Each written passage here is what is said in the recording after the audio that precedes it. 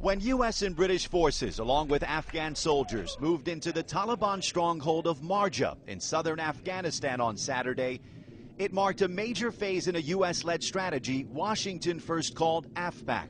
The plan is based on what U.S. President Barack Obama argued when he first took office, that the conflicts in Pakistan and Afghanistan are linked and taking place in one theater of war. But some Pakistan-based analysts say the plan oversimplifies a complex region and is full of pitfalls that can inflame the region's stability, not improve it.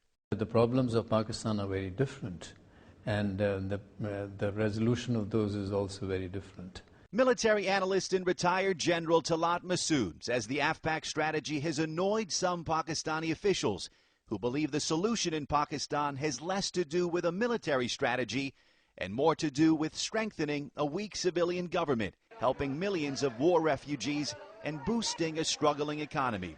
Massoud says Pakistani military officials also resent being coupled with what they consider the failed state of Afghanistan.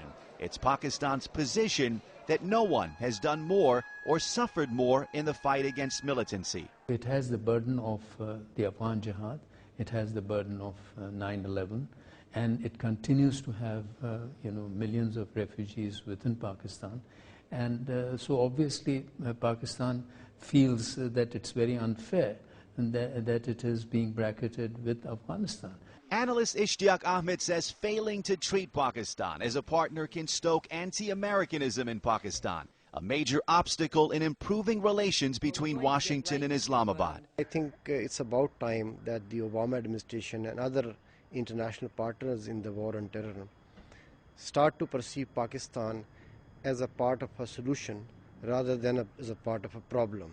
Ahmed says the AFPAC plan must also consider the melting pot of factions along the AFPAC border, from al-Qaeda-linked foreign fighters to the Afghan and Pakistani Taliban to local Pashtuns who are driven by ethnic pride, not Islamic fundamentalism.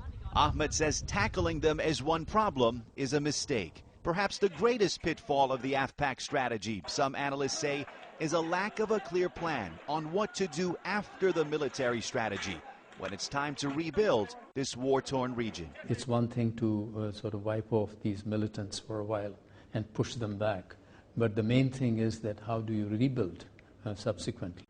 In recent months, we really haven't seen the Obama administration use the term AFPAC much.